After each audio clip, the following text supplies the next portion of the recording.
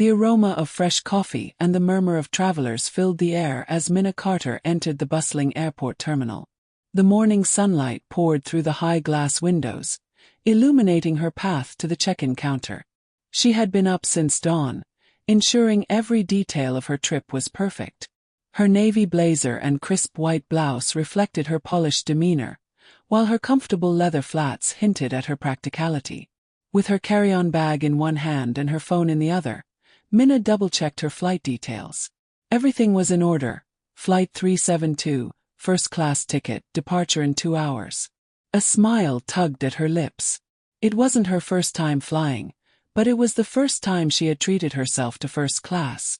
It was a small reward for the countless hours she had spent building her non-profit organization, which had finally turned a corner toward success.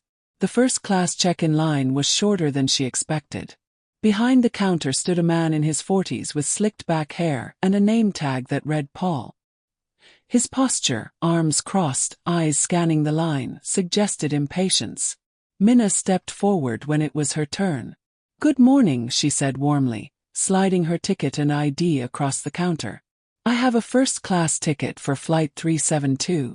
Paul picked up her documents with an air of distaste. His eyes flicked over her ticket and then up to her face, lingering a second too long. A faint sneer curled his lips. "First class," he repeated, his tone laced with disbelief. "Yes," Minna said, her smile faltering slightly. She could feel the weight of his gaze dissecting her as though she didn't belong. Paul tapped a few keys on his keyboard, his expression darkening. He looked back at her ticket and then at her again. "There seems to be a problem," he said, his voice colder now.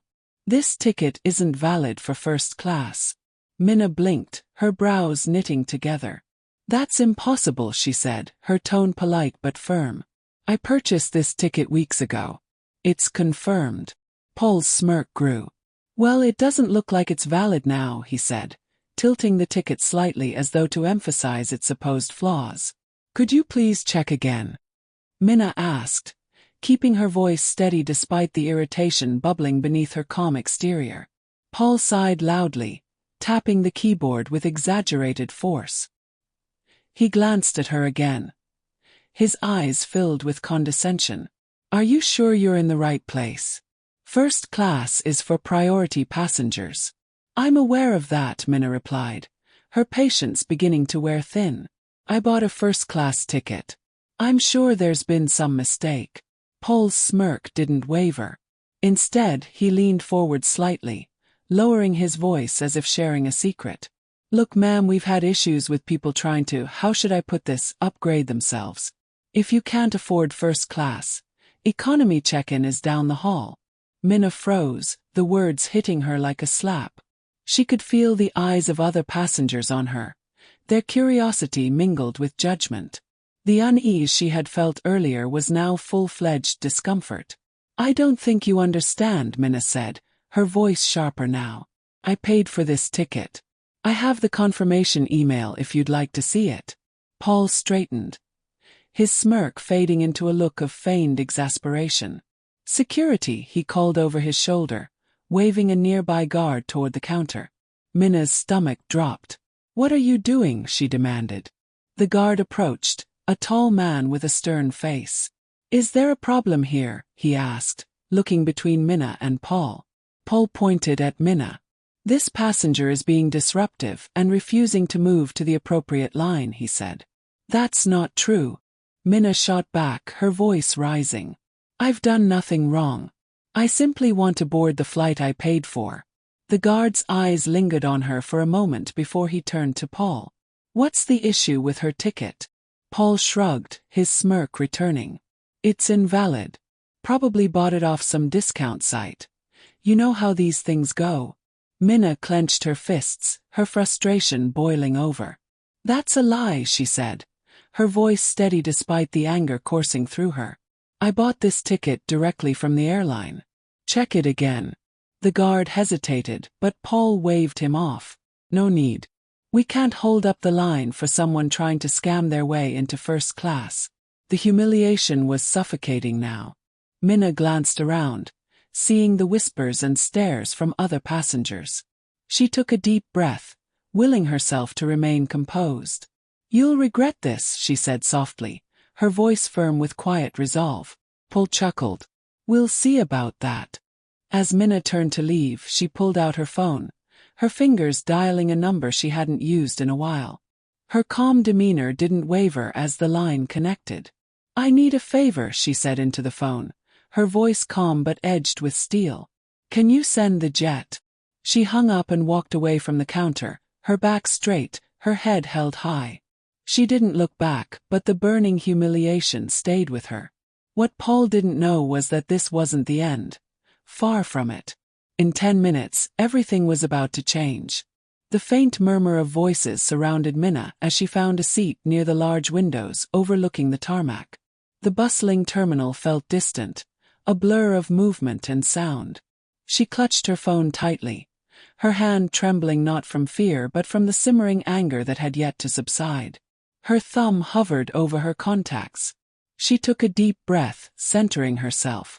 It wasn't just about the insult she had endured. It was about the principle, about the blatant disrespect she faced simply because of her appearance. Minna tapped the screen and dialed. The phone rang twice before a familiar warm voice answered on the other end. "Miss Carter, is everything all right?" "It's not," Minna replied, her voice steady but firm. "I need the jet now." There was a pause, a slight intake of breath as the man on the other end processed her words. "Understood. Where are you?"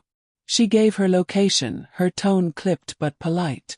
"I need it here in 10 minutes. "It'll be there," the voice assured her. "Do you need anything else?" "No," she said, her voice softening slightly. "Just the jet. Thank you." As she ended the call, she leaned back in the hard plastic chair, her pulse gradually slowing. The rhythmic motion of planes taking off and landing outside offered a strange sense of calm. The storm inside her, however, was far from over. Paul, the gate agent, stood behind the counter, smugly processing the next passenger's ticket. He spared a glance in Minna's direction, watching as she sat alone by the window. A satisfied smirk played on his lips. He had dealt with her type before. People who thought money or confidence could mask their inadequacy.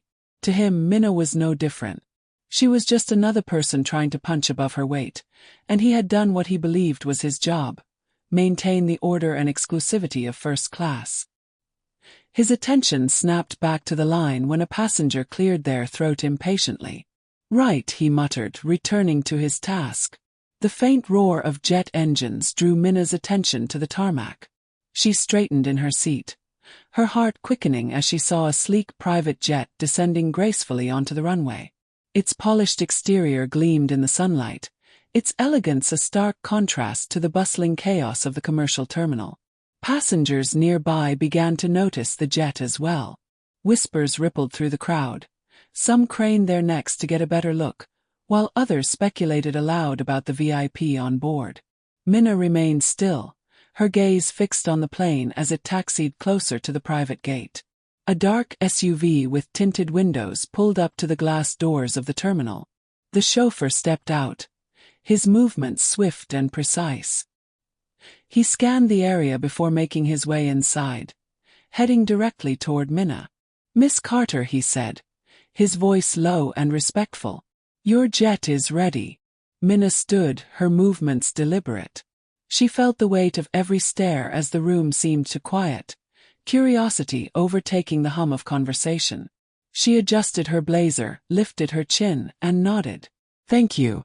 The chauffeur escorted her toward the private gate, his presence commanding enough to part the crowd. Minna walked with purpose, her heels clicking softly against the polished floor. She didn't look back at the first-class counter, but she felt Paul's gaze on her, heavy and disbelieving. The SUV was waiting just outside, its engine idling. The chauffeur opened the door for Minna, and she slid inside, her expression composed but resolute. As the car drove across the tarmac toward the waiting jet, she allowed herself a small smile. This wasn't about showing off. It was about reclaiming her dignity, about reminding herself and others that she wouldn't be dismissed so easily. As the car came to a stop, the jet staircase lowered. The crew stood at the top, waiting to greet her with warm smiles and professional courtesy. Minna stepped out of the car, the cool breeze brushing against her face as she ascended the steps.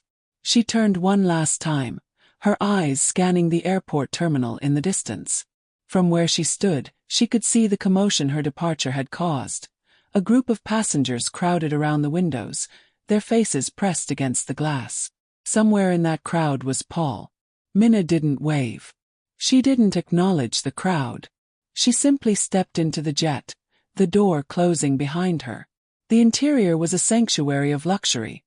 Cream leather seats, polished wood accents, and soft ambient lighting. Minna sank into one of the plush chairs, exhaling deeply. The pilot's voice crackled over the intercom, informing her that they would be airborne shortly. As the engines roared to life, Minna pulled out her phone. This time, she drafted a message to the airline's executive team, detailing the experience she had endured. Her fingers flew over the screen, each word chosen with precision.